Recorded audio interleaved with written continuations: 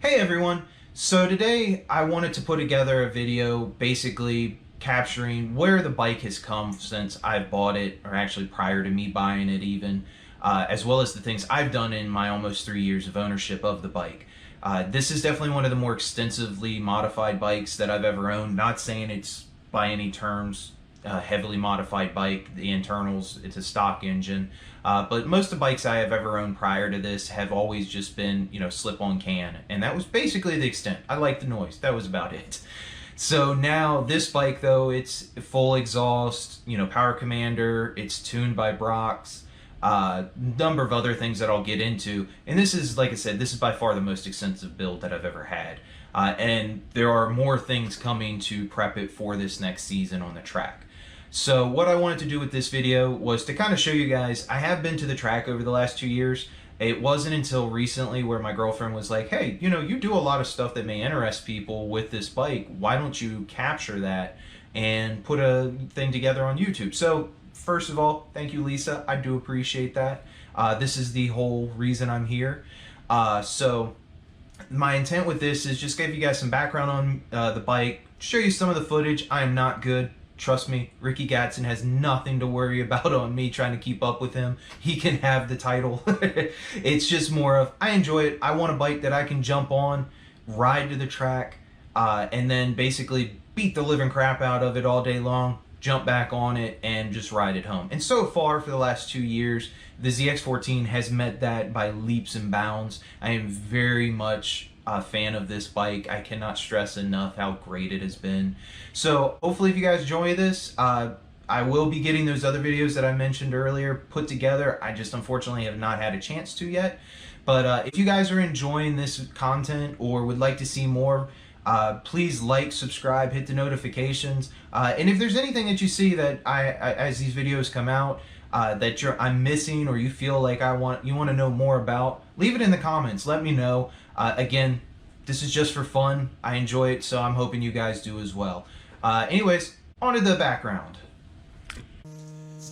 Okay, back in February 2019, I decided to buy one of my dream bikes. I had always debated on either a Buso or a ZX14, and after trying a few of each, I decided on the 14.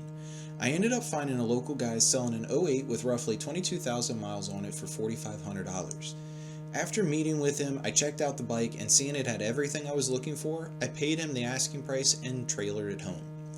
As mentioned, the bike is an '08, originally painted Midnight Sapphire Blue, which if you haven't seen in person is beautiful when the sun hits the blue metal flake in the paint. The bike already had a few mods installed, including a set of 6-inch extension blocks, full Brock's alien head exhaust, a K&N filter, and a Power Commander 3 with matching tune already installed on the Power Commander 3. After a few months of riding it, I didn't like a slight hesitation the bike had on the low end, so I ended up removing the upper flies on the intake, and also had Brock update the tune on the Power Commander 3 to match this change, and it has changed the bike drastically. I love it so much more with this. I did continue riding the bike for a while, and besides deleting the flies, the only other mod that I ever added was a 3/4 inch bar riser. For those that haven't done this and ride decent distances, I highly recommend it, as it takes a ton of weight off of your wrists when you're riding. One other funny note, as you'll see in the pictures, this is Lisa modeling the very first time she ever rode the bike, and this was her very first riding experience on a street bike. So needless to say, this was a heck of a jump for her. Overall, the bike is super comfortable, both with Lisa and by myself. To date, we have taken the bike to a number of places to ride, including Savannah, Georgia, Wilmington, North Carolina, Luray, Virginia, and a few others I'm more than likely forgetting. In between those trips, we were also going to a street racing event at Dominion Raceway, which they had just started that riding season. This event is a no-prep drag setup that unfortunately doesn't have a timed 8th mile pass. Basically, whoever crosses the line first wins. The fun part about this event is that it is as close to a regular street racing styled event as you're ever going to get without having to worry about blue lights showing up. At this time, All of my buddies had 600cc bikes, so while it was fun to learn the 14's capabilities, I never really got pushed, as beating my buddies' bikes really wasn't that much of a challenge, so instead I typically gave them a head start by not leaving as hard as I could and instead seeing if I could go ahead and reel them back in. As you'll see in the videos later, that sometimes worked, sometimes it didn't.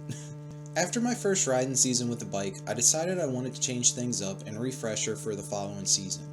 I had read that the Gen 2 fairing swap was a straightforward swap, and since I liked the headlights better on the Gen 2s, I decided that's what I was going to do. I ended up opting to keep with the limited edition fairing style theme that the 08 already had on it, and instead went with the golden blazed green 2012 colors. I had found also a used tank on eBay that was in great shape, and I ordered that along with a set of Oct-marked fairings which were supposed to match the tank.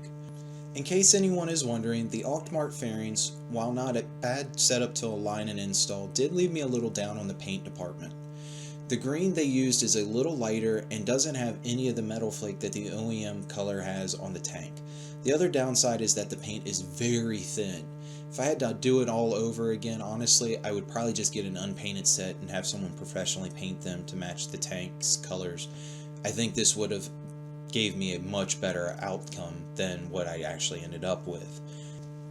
That said, overall the swap was straightforward and fairly simple. If anyone is looking to do this to their 14, it will bolt on directly, no issue.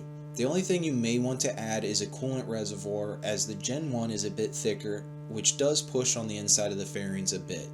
Not enough to stop the install, but it did make me have to apply some force to get it onto the proper bolt holes because of the reservoir pushing outwards.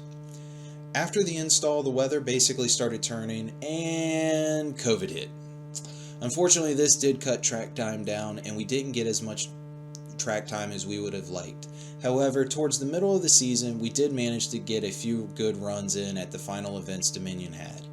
On top of my newer looking bike, my buddy also had gotten an 03 ZX14R. So this season I got to practice launching better, seeing as I had someone that could keep up. Spoiler alert, he only beat me twice all season. So that brings us to where the bike sits today. Currently it is at my buddy's house in his garage and is currently tore apart, waiting for me to finish installing the parts I've bought. As mentioned, I'll get to posting those as soon as I can, but in the meanwhile, enjoy the 14 doing what she does best.